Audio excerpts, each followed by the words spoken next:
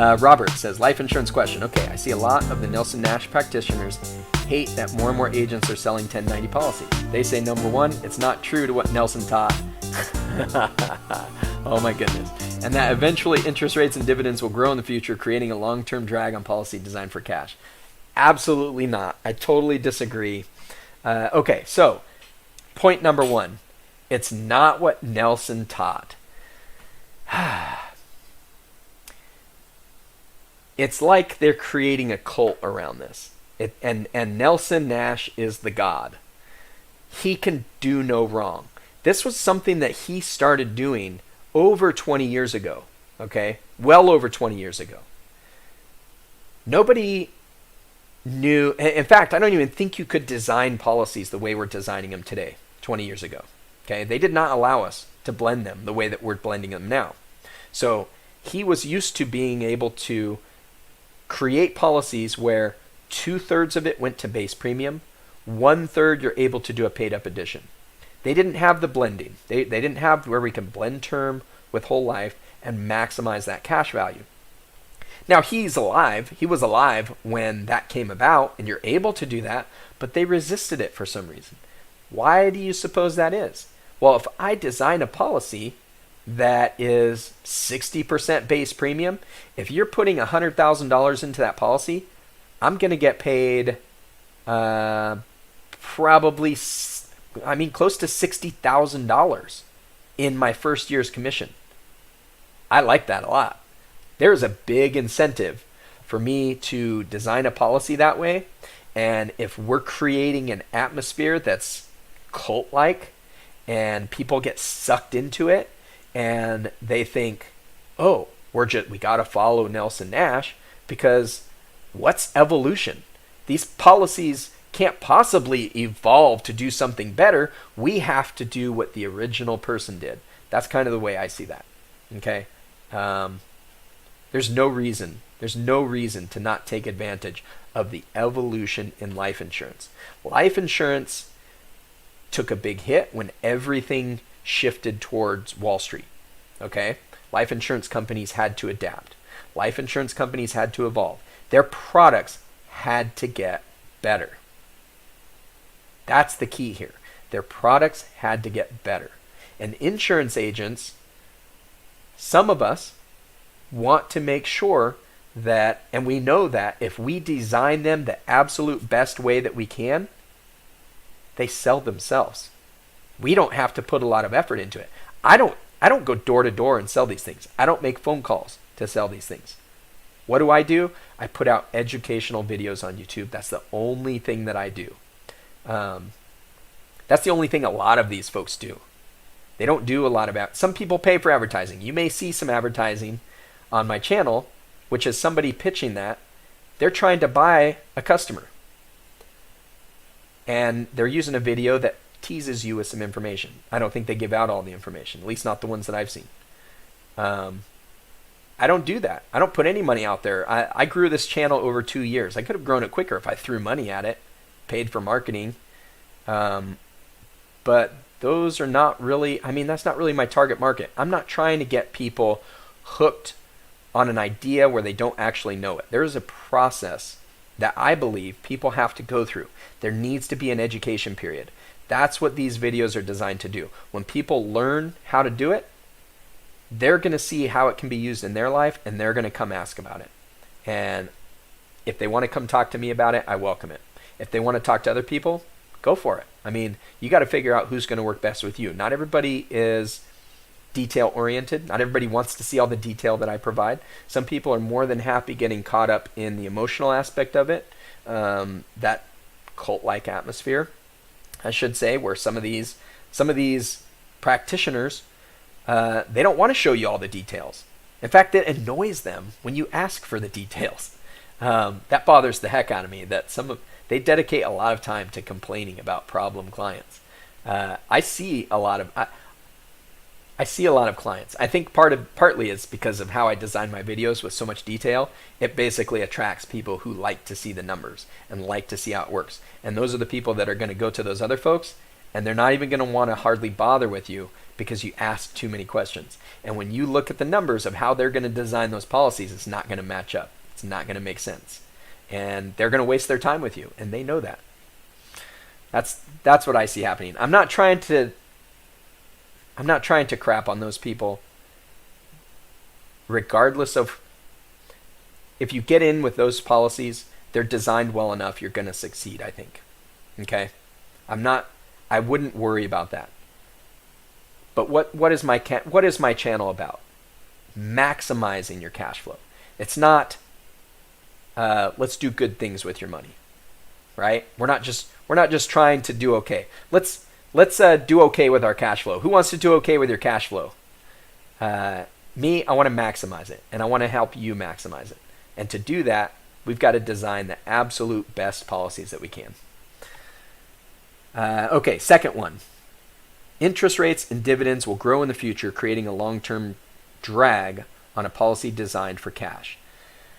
No, that's not what I see. So what happens, a lot of these people sell Penn Mutual policies. I'll tell you that right now. And remember what I said about Penn Mutual? They pay us a lot of money. If I design a Penn Mutual policy, let's say I design a Guardian policy at $100,000 and I design a Penn Mutual policy at $100,000. I can design a Guardian policy, 10/90 split. Base premium is going to be about 10 grand. Means I'm going to get paid somewhere a little over 5 grand. Probably, well, maybe close to 10 grand after I get all the excess, right? Penn Mutual policy, and this is not to say that Penn Mutual is bad, but the best I can design that policy is a 20/80 design. So I'm going to see, and then I get a 90% instead of 50%. I'm going to be over $20,000 in a commission with the best design policy. Now, it's going to perform over a few years. It doesn't take very long to catch up because it illustrates with a higher dividend rate. It illustrates really well. And if that dividend rate keeps paying out high, it's going to perform. So I have no issues selling you that policy as long as we design it the best way that we can and it's going to meet your needs. But I make way more money selling that policy. Now if I say, well, 80/20 design, if the dividend rate changes in the future, now keep in mind we're in a low dividend rate environment, and it might be 20 years that we're in this environment. Who knows how long this environment will last? I mean, the way that our government is ran, they're never going to be able to raise the interest rates because they're always chasing a phantom economy that we just can't reach. So the way, and they tend to make decisions that benefit all the people at the top, which makes it so that the only way to stimulate the economy is to keep giving breaks to those same people at the top. They have not tried getting that money into the hands of people at the bottom, which could stimulate the economy, lead to some inflation, which is good. We want to have a little bit of inflation. It's healthy for an economy, helps pay down debts. But they're not doing that. So I don't anticipate this interest rate environment changing for a long time. So am I going to design a policy for you that is now a 30/70 design that'll pay me $30,000 on that same policy design in the off chance that 30 years down the road you're going to start to see some higher dividend rates? That may change how that policy is going to perform, and it might do better. Or am I going to do a policy that's designed the maximum that I can do it, either a 90/10 or an 80/20 design that gives you more cash value in year one, and if we stay in this interest rate, if we stay in this interest environment, it's going to give you more cash value 30 years down the road? Or do we want to guess? I mean, we're going to have to make some offsetting decisions here. I'm going with the first option. First of all, when we do that blend, that term insurance does not hang around forever. So the risks associated with that term insurance are very short term. When it comes to Guardian, it's typically about a 7-year design. Somebody just recently did a Penn Mutual design where they designed it to stop being paid. Premiums stop being paid in 7 years, and another one that gets stopped being paid in 3 years.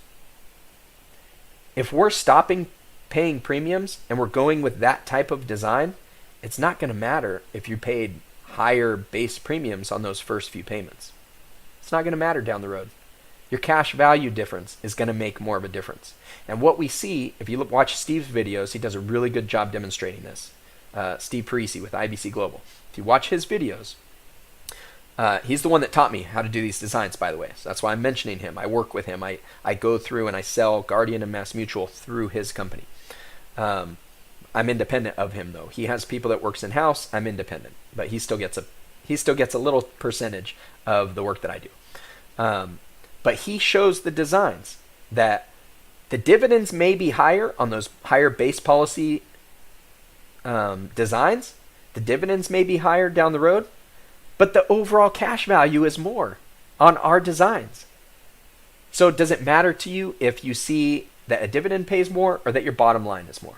That's what it comes down to. So you just got to get some illustrations from everybody and make that decision. That's basically what it comes down to.